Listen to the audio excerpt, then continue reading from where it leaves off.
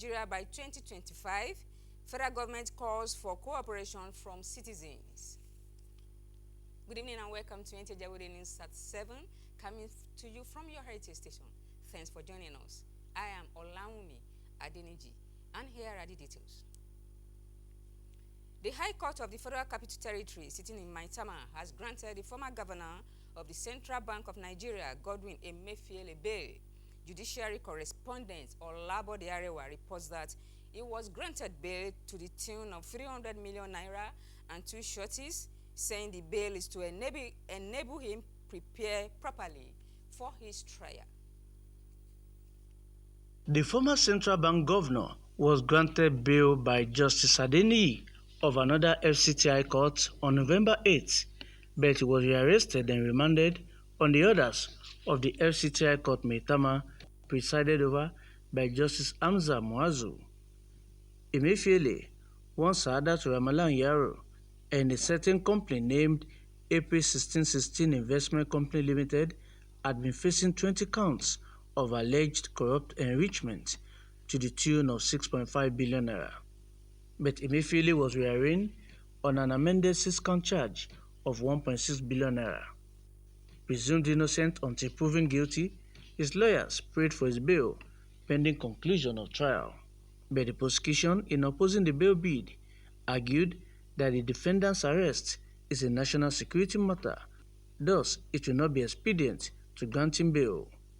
The court, in exercising its discretion, said it could not see the national security implication in granting Emefiele bail and ordered him to produce 2 sureties who will deposit C of O to their landed properties located in Maitama with the courts.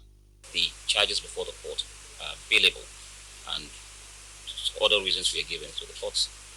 Decided to exercise its discretion by granting him bail. That was what happened. My lord equally said that the defendant should deposit all his traveling documents. The court made an order that the defendant must not travel outside the jurisdiction of the court. And as I said earlier on, that what is paramount to us is the defendant presenting himself to stand trial. Meanwhile, a substantive trial is slated to resume on November 28 in Abuja. Olabode Arewa, NTA News. Nigeria, United Nations, and the World Bank have signed a memorandum of understanding for the restoration of 350,000 hectares of land for agricultural purposes. Musa Aliyu reports that 19 northern states and the Federal Capital Territory, FCT, are to benefit from the restoration program. Desert encroachment and soil degradation have over the years impacted negatively on the agricultural activities in northern Nigeria. Investigations by environmentalists indicate that some rural communities in the region were forced to migrate as a result of environmental challenges. I come from Zaria. There are 2 rivers that were quite flourishing at the time I was a young man. They have all disappeared, so I don't know what we're going to do about it. To this end, the Food and Agriculture Organization of the United Nations and the government of Nigeria have agreed to build a community climate resistance project. The objective of ACRESA is to increase the implementation of sustainable landscape management practice in water in the northern Nigeria and strengthen Nigeria long-term enable environment for integrated climate resilient landscape management. Minister of Environment Balarabe Abbas Lawa signed the document for Nigeria, while the country representative of the FAO signed for the United Nations agency. This engagement will depend on our collective efforts, perseverance, and ability to adapt to the evolving circumstances. Therefore, let us foster a spirit of collaboration, innovation, and inclusivity as we work towards a common goal of a restored, a resilient landscape in the 19 ACRESA states that are the 19 states of the northern region that are part of the ACRESA state and the FCT also. The project will be executed under the supervision of the Federal Ministry of Environment and that of Agriculture and Food Security. Musa Baba Aliyu, NTA News. And in the meantime, the Minister of Agriculture and Food Security, Abubakar Yari, has advised Nigerians to key into agriculture as the surest way to revamp the economy and eradicate poverty. This was during an interactive session with the House Committee on Agricultural Production and Services. National Assembly correspondent Amina Saidu has the details. Minister attributes the dwindling level of involvement in agriculture, climate change, dependency on imported food, as well as insecurity as threats to food security. He announces federal government's plan to boost wheat production in the country. We're supporting the farmers. Like for the wheat, we're giving free seeds. Mr. President has graciously bought both imported seeds, of which I'm sure it was in the news that we went to Lagos to inspect the offloading. As we are speaking now, those seeds from Mexico are in the hinterland already with the agro dealers and are being given to farmers free of charge. Chairman House Committee on Agricultural Production Bello Kaoji appreciates efforts of the ministry towards injecting innovative ideas and latest trends for a robust and vibrant economy. Maybe the only thing is just to give more advice, because like I have earlier said, it's a collective effort. We have to work together for the betterment of our people. In a related development, the Minister of State for Agriculture and Food Security, Senator Aliyu Sabi Abdullahi, had interactions with the Senate Committee on Agricultural Colleges and Institutions, where he emphasizes the importance of reviving research activities under the Agricultural Renewed Hope agenda. I want to assure Nigerians is that we are working very hard to make sure that we are going to come out with programs that will be addressing the challenges of the sector. From the National Assembly, Amina Saidu, NTA News. Away from agriculture. For Nigeria to achieve universal access to safely managed sanitation, the Federal Ministry of Water Resources and Sanitation has charged citizens to cooperate with government in a bid to end open defecation in the country by the year 2025. Usman Zubairu reports that the Minister of Water Resources, Professor Joseph Utsef, says ending open defecation is possible and achievable. Our future leaders championing the campaign for zero open defecation in Nigeria by the year 2025. Open defecation still remains a burden in Nigeria, as about 48 million people lack access to toilet facilities. Statistics indicate that 23% of the population practice open defecation, which contributed to health-related diseases.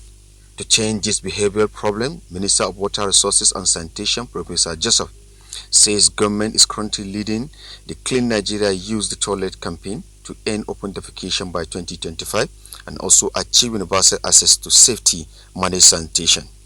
The minister charged corporate organizations and civil societies to build toilet facilities as part of efforts towards ending the menace. 2030, we make sure that provision of water, sanitation and hygiene is made available for all Nigerians. All of us should try to create avenues for people to go and defecate properly. Stakeholders at the event advocated for more awareness and urged government to demonstrate strong political will. Some of the schools that participated in the commemoration were presented with prize. The theme for this year's World Toilet Day is Accelerating Change.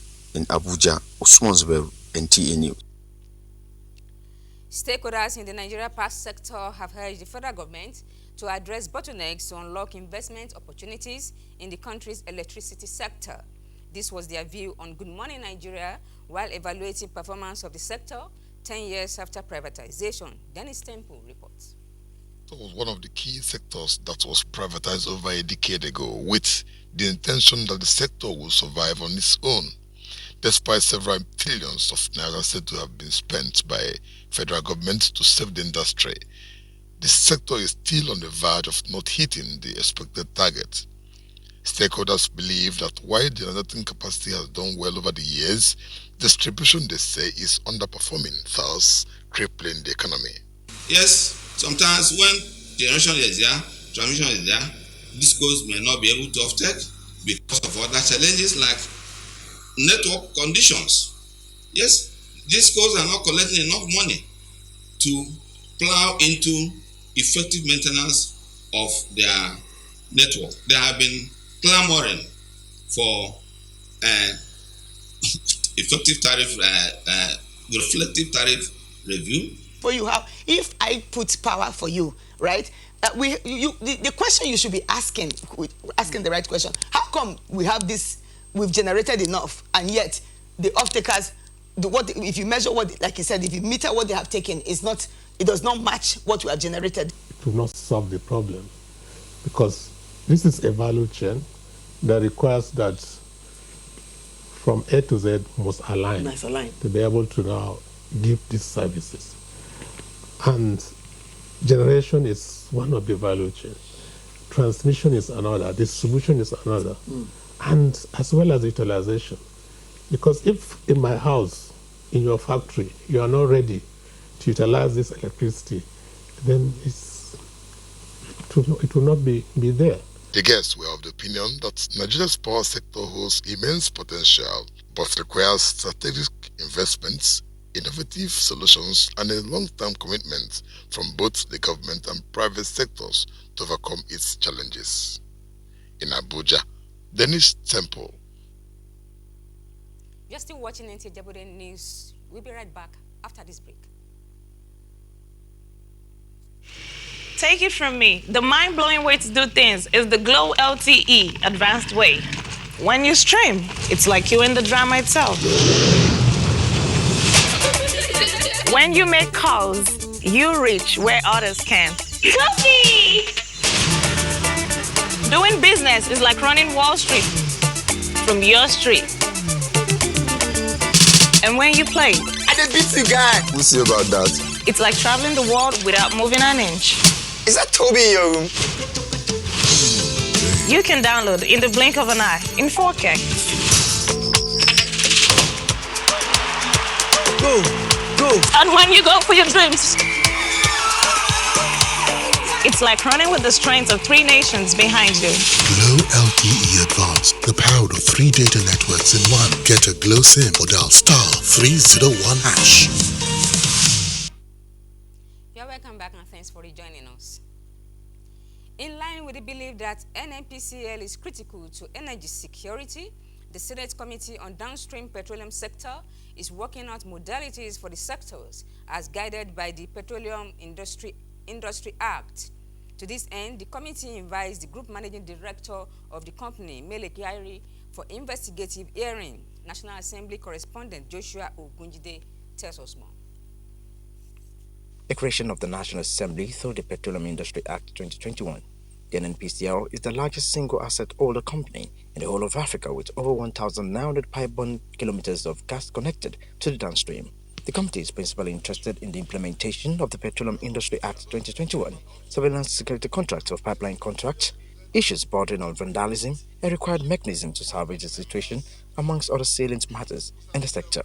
We also want to ask some of the surfacing queues in the filling stations that has just emerged.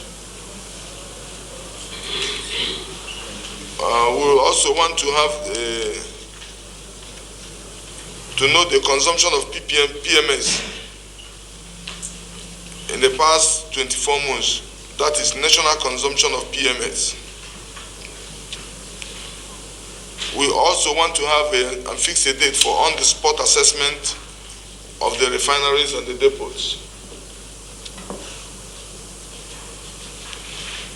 The daily crude allocation to local refineries, how it's been distributed. State the deductions and suppliers of school swap in the last 24 months.